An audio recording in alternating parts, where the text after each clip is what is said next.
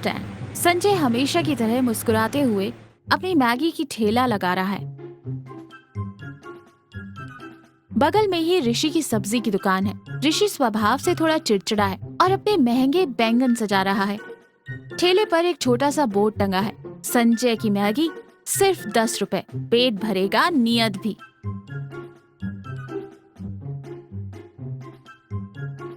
ऋषि गुस्से में ताना मारते हुए कहता है, क्या तमाशा लगा रखा है संजय?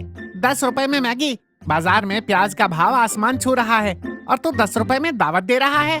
दिमाग खराब हो गया है क्या तेरा? अरे ऋषि भाई, मेरी मैगी में प्याज थोड़ा कम और प्याज ज्यादा होता है, इसलिए सस्ती है। प्याज ज्यादा है तो इन बैंगनों पे लगा के बेच। 100 रुपए किलो बिक रहे हैं ये 10-10 रुपए के चक्कर में 2 दिन में बर्तन बेच कर भागेगा तू, देख लेना। रीटा, एक चुलबुली कॉलेज स्टूडेंट, अपना बैग टांगे वहाँ आती है। संजय काका, जल्दी से 1 प्लेट मैगी देना, क्लास के बाद पेट में चूहे कबड्डी खेल रहे हैं। अभी लो बिटिया, बस 2 मिनट में हाजिर। संजय फुर्ती से गैस जलाकर मैगी बनाता है और रीटा को देता है। रीटा मजे से खाती है। वाह काका, स्वाद तो एकदम झकास है, पर 10 रुपए में आपको क्या बचता है? गैस का खर्चा भी नहीं निकलता होगा। संजय हंसते हुए कहता है, मुझे क्या बचाना है बिटिया, तुम जैसों के चेहरे की ये खुशी ही मेरी असली कमाई है। सुन रही है रीटा, ये बाबा जी का ज्ञान दे रहा है। पक्का कहीं से एक्सपायरी वाला माल या चोरी के पैकेट उठा के लाता है, वरना 10 रुपए में आज के जमाने में कौन देता है? अरे ऋषि अंकल, आप भी ना हमेशा शक करते। संजय काका बहुत अच्छे हैं। काका, आप इनकी बातों पर ध्यान मत दो, आपकी मैगी नंबर 1 है। संजय के ठेले पर अभी कोई ग्राहक नहीं है। ऋषि अपनी सब्जियों पर पानी छिड़क रहा है। पार्वती, जो ऋषि की पत्नी है, एक टिफिन लेकर आती है। वो थोड़ी तेज है लेकिन दिल की साफ है। लो जी, खाना खा लो। आज तुम्हारी पसंद की बैंगन की सब्जी बनाई है।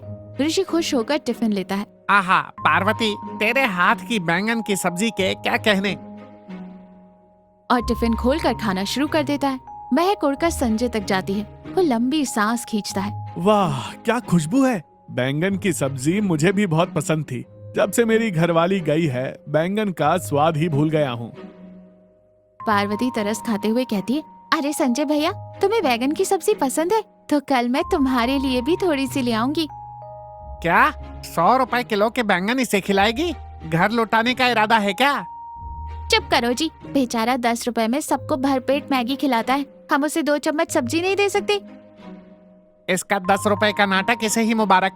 कल को ये मेरी दुकान से बैंगन भी 10 रुपए में मांगेगा। मैं नहीं खिलाने वाला इसे अपने बैंगन।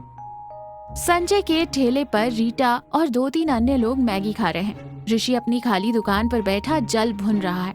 ऋषि खुद से बड़बड़ाते हुए कहता है, मेरी दुकान पे मक्खियाँ भिनभिना रही हैं और इसके यहाँ मेला लगा है। ये 10 रुपए के चक्कर में मेरा धंधा चौपट कर रहा है। इसे तो सबक सिखाना ही पड़ेगा। ऋषि चुपके से अपनी दुकान से एक सड़ा हुआ कीड़े वाला बैंगन उठाता है।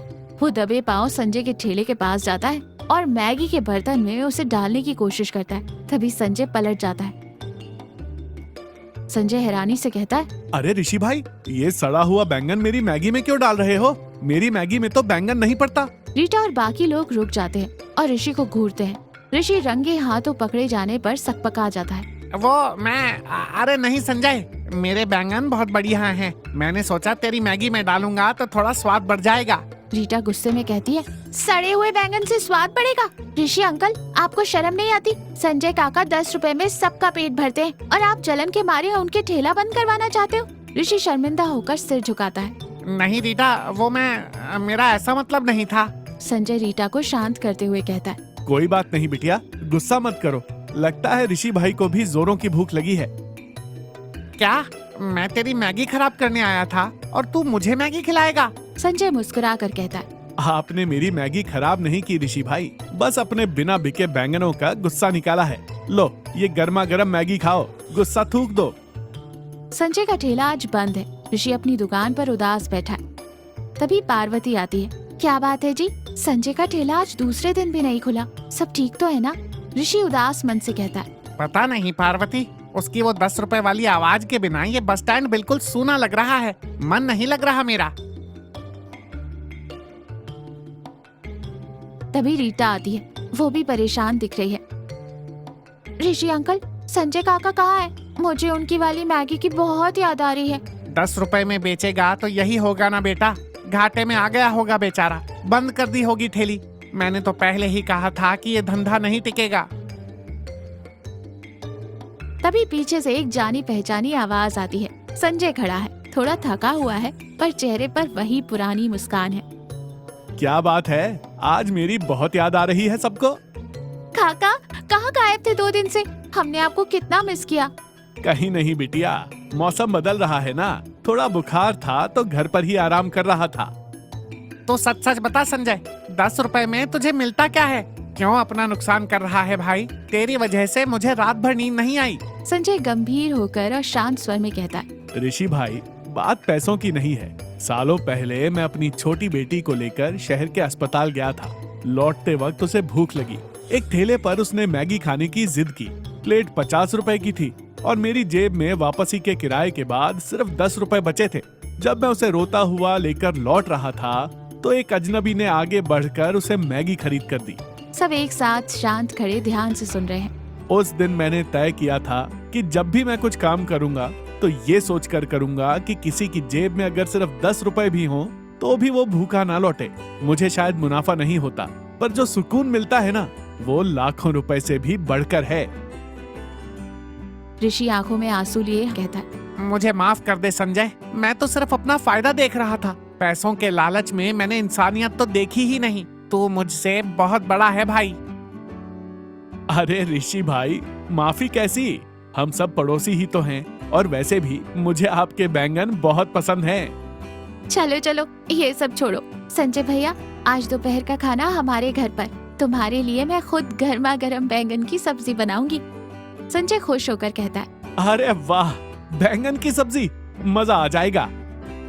और मेरे लिए क्या काका? मैं क्या खाऊंगी? तुम्हारे लिए मेरी स्पेशल 10 रुपए वाली मैगी, गर्मा गर्म। सब जोर से हंस पड़ते हैं। संजय अपना गैस जलाता है। ऋषि एक सबसे बड़ा और एकदम ताजा बैंगन लाकर संजय के हाथ में रखता है। ये ताजा बैंगन मेरी तरफ से संजय। कल जब पार्वती सब्जी बनाएगी तो इसमें मेरी तरफ से थोड़ा प्यार भी मिला लेना। संजय मुस्कुराकर बैंगन ले लेता है। बस स्टैंड पर फिर से वही रौनक लौट आती है। तो देखा, कोई भी काम छोटा या बड़ा नहीं होता, बल्कि उसे करने की नीयत और भावना बड़ी होती है।